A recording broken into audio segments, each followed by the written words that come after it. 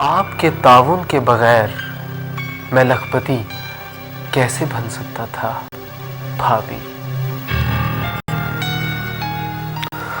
आपका हाथ जल गया, दवा लगा लीजिए, मैं जा रहा हूं।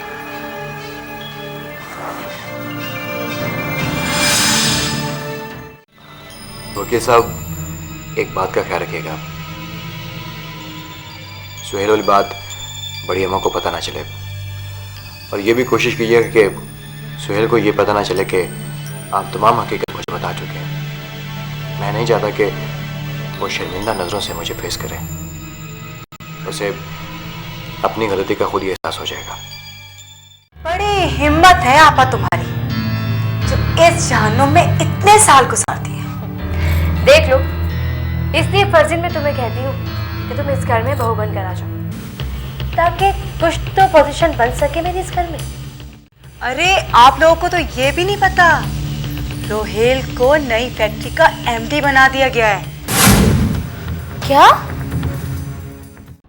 प्लीज मेरा पीछा छोड़ दो। क्या बिगाड़ा है मैंने तुम्हारा? हाँ, क्यों तुमने मेरी जिंदगी का सुकून गारत कर दिया है? क्यों? और अब तो मेरे पास तुम्हें देने के लिए कुछ भी नहीं है। अरे अरे लाइबा, फिलहाल मुझे तुमसे कुछ नहीं चाहिए, लेकिन एक आखिरी बात तुम्हें मेरी माननी पड़ेगी, जिसके बाद तुम भी आजाद और मैं भी आजाद।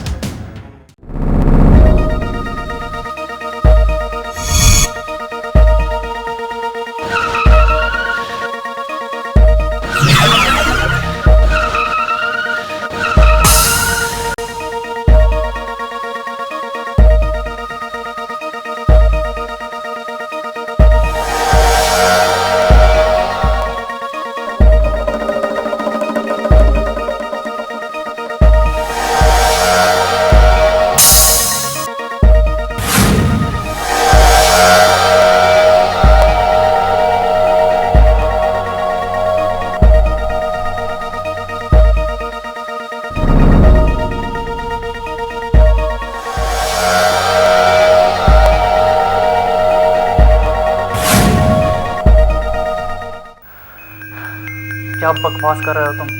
ये सब कुछ करने को मैंने तुमसे थोड़ी कहा था। ओहो बेवकूफ, मामूली सा खौफजदा करने को कहा था तुमसे, और तुमने। ठीक तो है ना वो? कुछ मिला उससे? कहाँ है? तुमने खोला तो नहीं ना? नहीं नहीं, मैं आ रहा हूं, मैं आ रहा हूं। सॉरी शर्मीन, मुझे कोई जरूरी काम पड़ गया, मैं नहीं जा सकूंगा तुम्हारे साथ। तुम मम्मी के साथ चली जाओ। What? 2 घंटे से मैं तैयार हो रही हूँ, अब आप मुझे कह रहे हैं कि आप नहीं जा सकते? ऐसा क्या काम पड़ गया आपको? नहीं जाना मुझे मम्मी के साथ। तुम्हारी मर्जी।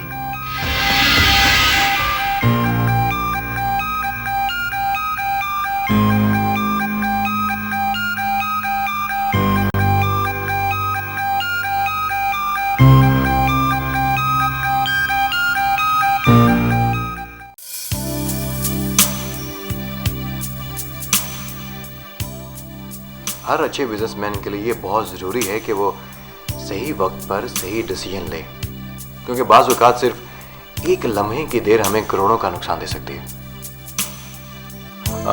अभी वकील साहब यहाँ पे आ रहे हैं, उन्होंने कुछ टर्म्स एंड कंडीशन तैयार किए हैं, उनके हवाले से तुम्हारे ज़हन में कुछ भी हो तो उनके साथ डिस्कस कर लेना। बाकी तुम्हें इब्तदाई तौर पर जो भी फाइनेंस दरकार हो उसके लीगल डॉक्यूमेंट्स तैयार करो और बड़ी अम्मा से जाके सिग्नेचर करवा लो। अकाउंट्स भी कल खुल जाएंगे। अभी सब 4 बजे का टाइम था वकील साहब के साथ, अभी तक वो आए नहीं। सर पता नहीं क्यों लेट हो गए। वकील साहब तो बहुत पंक्चुअल है टाइम के मामले में। मैं भी कांटेक्ट करता हूँ। हेलो वकील साहब, कहाँ पर हैं? हम सब आपका वेट कर रहे हैं। खैरियत तो है जी? कैसे? ओह माय गॉड, आप तो ठीक है ना? Oh thank God. नहीं नहीं, आप आराम करें, मैं काशिफ साहब को बता दूंगा। क्या हुआ आबिद साहब? सर वकील साहब अपने ऑफिस से यहाँ आ रहे थे कि रास्ते में किसी ने उन पर हमला कर दिया। आप कैसे हैं आबिद साहब? सर मामूली से जख्म आए, कह रहे थे ब्रीफकेस छीन के ले गए, उसमें कुछ अहम डॉक्यूमेंट्स थे।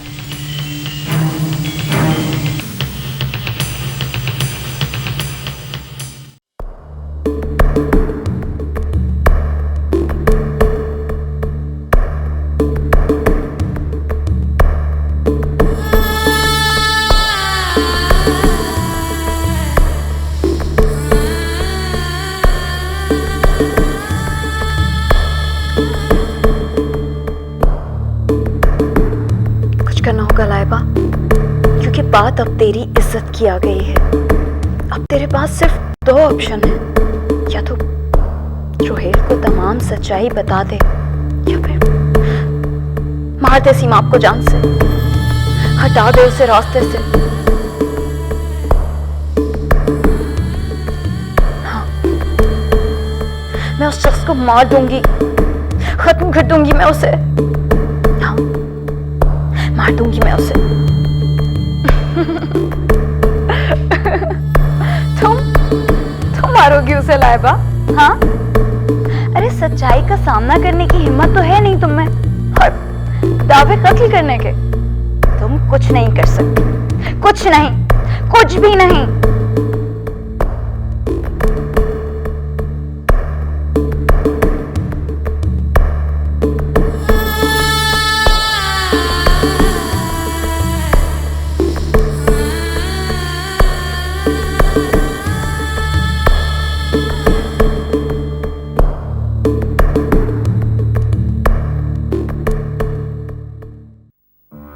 जी जी, अच्छा ठीक है। नहीं नहीं नहीं, आप बेफिक्र। ओके। खालाम्मी, आपको पता चला? सुहेल का फोन आया था, वो 2 दिन के लिए इस्लामाबाद जा रहे हैं किसी काम से। इस्लामाबाद जा रहा है? इतना अचानक, वो भी ऐसी सूरत हाल में? क्यों, क्या हुआ खालाम्मी? अरे अभी रुहेल का फोन आया था, बता रहा था वकील साहब पर किसी ने हमला किया है। बच तो गए ना? हाँ, मामूली जख्म हुए हैं। काशिफ और रुहेल वहीं हैं, और इस लड़के को देखो इस्लामाबाद जा रहा है। शमीन बेटा, जरा सुहेल को फोन मिला, मैं वकील साहब के बारे में बताऊं उसे। एक मिनट।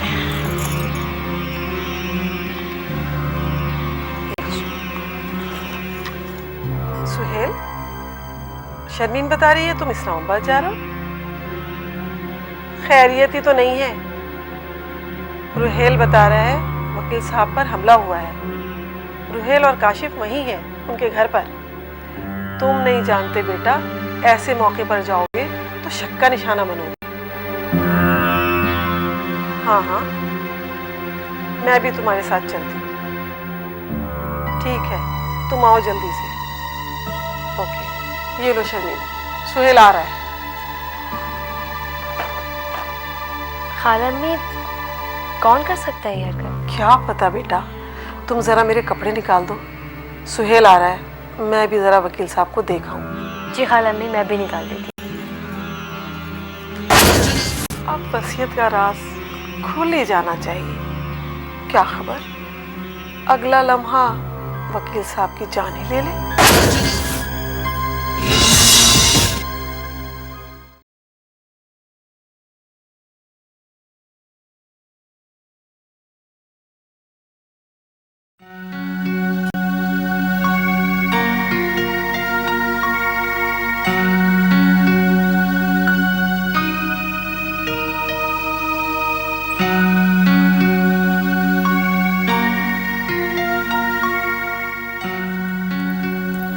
खुर्रम, खुर्रम, पता नहीं कहाँ चला गया ये लड़का। इसने तो बहुत ही तंग किया है, कहीं बाहर न चला गया। मैं देखती हूँ। बुआ, मैं आ गया। बुआ, ये बाहर झूला झूल रहा था गली में। अरे बिटिया, मैं जरा नमाज पढ़ने क्या बैठ गई कि बताओ तुम बाहर क्यों गए थे? वो मैंने खिड़की से देखा, बच्चे झूला झूल रहे थे नीचे। जब तक आप नमाज पढ़ती तो झूले वाला चला ही जाता, इसलिए मैं चला गया। मम्मी, आपने जो मुझे कोर्स दिया था ना, उसका मैंने सारा काम कंप्लीट कर लिया। लाके दिखाऊं? Very good. अच्छा दिखाओ। मगर आप मेरा एडमिशन कब कराएंगी? करा देंगे करा देंगे।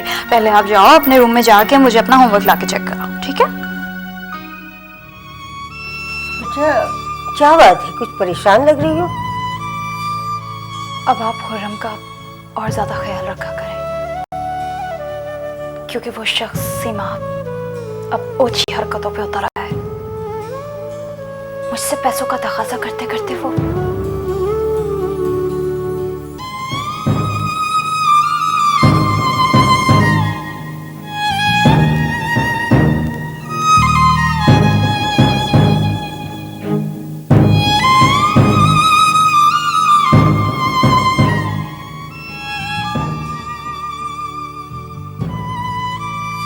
नहीं बेटा, अल्लाह पे यकीन रखो। अरे वो तो तुम्हें सिर्फ डरावे दे रहा है, वो तुम्हारा कुछ नहीं बिगाड़ सकता। तुम चैन से रहो, और अगर उसने ये राज खोला तो फिर देखा जाएगा। बल्कि बेटा मैं तो अब भी यही कहूंगी कि तुम खुद ही बता दो सब कुछ अपने शौहर को। कैसे बता दूं बुआ? बड़ी अम्मा की ऐसी हालत नहीं। इस रात के बाद उठने वाले तूफान को वो बर्दाश्त नहीं कर सकेंगी, और मुझे खुद से ज्यादा अब उनकी परवाह है।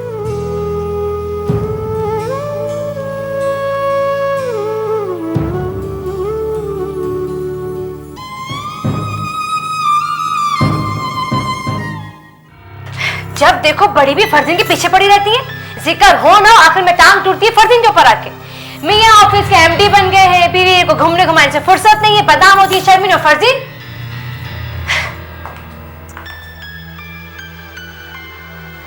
क्या बात है आपा, बड़ी गुस्से में लग रही हो। बाहर बड़ी भी को सलाम किया, उनके भी मिजाज नहीं मिल रहे। दिमाग खराब हो गया, सिटी आ गई है बड़ी भी, और क्या। अभी दोजा का मुंह देखकर वापस आई, फिर भी चैन नहीं आया उन्हें। अरे आपा, तुम तो सचमुच गुस्से में हो। आखिर पता तो चले कि बात क्या है। उनकी चहेती लाइबा गई थी अपनी माँ के घर, बस मैंने ये कह दिया, उसके बाद पड़ गई वो तुम्हारे पीछे। क्यों क्यों मेरे पीछे क्यों पड़ गई? मेरा क्या ताल्लुक लाइबा के जाने से? लाइबा की हिमायत करते हुए कहने लगी, तुम और तुम्हारी खाला हमेशा लाइबा के पीछे पड़े रहते हो, जबकि तुम्हारी बहन यानी तुम आधी रातों को जो घूमते फिरते रहते हो वो कुछ नहीं। अब तुम ये बताओ मुझे, क्या मेरा गुस्सा बेवजह है? अच्छा, खाला अम्मी कहाँ है? उन्हें नहीं बताया? वो और सुहेल तो वकील साहब को देखने गए। क्यों, उन्हें क्या हुआ? जख्मी है, किसी ने उन पर हमला किया है। किसी ने? या का क्या मतलब है तुम्हारा? कुछ नहीं आपा, मैं तो मजाक कर रही थी, बस तुम टेंशन मत लिया करो। लाइबा को यहाँ से निकालने की ऐसी ही तरकीब निकाली है, बस तुम देखती जाओ। तुम बस बड़ी बड़ी बातें करती रहना, एक रोहित तो काबू कर नहीं सकी तुम।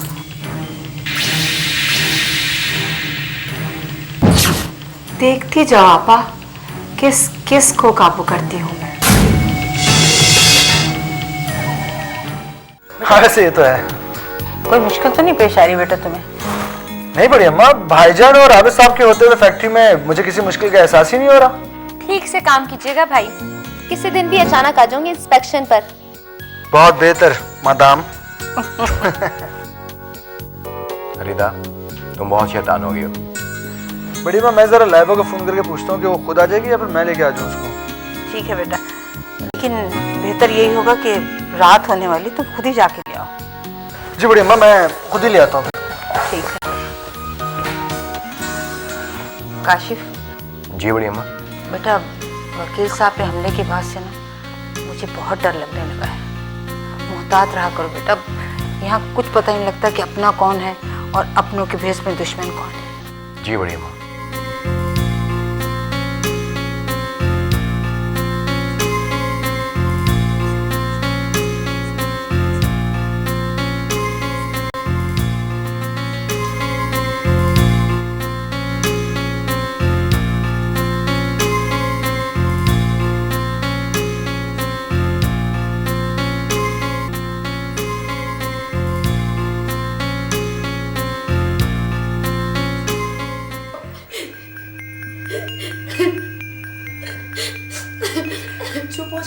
चुप हो जाओ। देखिए ना खाला अम्मा कब से रोए चले जा रही है। अब कोई अपनी फितरत से मजबूर है तो क्या किया जा सकता है। अब आप मुझे ही देख लें, मैं तो परवाह नहीं करती ऐसी बात की। ये तो मैं इसलिए कह रही हूँ कि तुम घर में नहीं रहती हो। ये बार बार तुम्हारी बेइज्जती होती है कि मुझे अच्छा लगता है। मैं सब जानती हूँ, तुम्हारे बहाने से मेरी बेइज्जती हो रही होती है इस घर में। मुझे तो ऐसा लगता है लाइबा के सामने मेरी कोई हैसियत ही नहीं है इस घर में। बस बेटा बस बस शर्मी, तुम्हारी क्या हैसियत है ये कोई जाने या ना जाने, मैं जानती हूँ। बड़ी बी की जबान क्यों नहीं रुकती ये भी मैं जानती हूँ। और अब तो उनके पास बीमारी का बहाना आ गया है।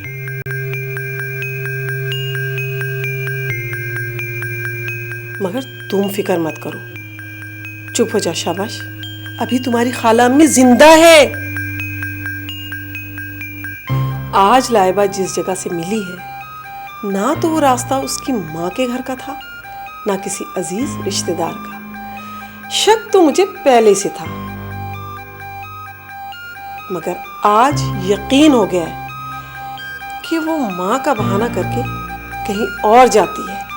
अब कहाँ जाती है इसका पता तुम भी लगाओ और मैं भी। जिस दिन ये राज खुल गया इस घर में लाइबा का वो आखिरी दिन होगा, ये मेरा वादा है तुमसे।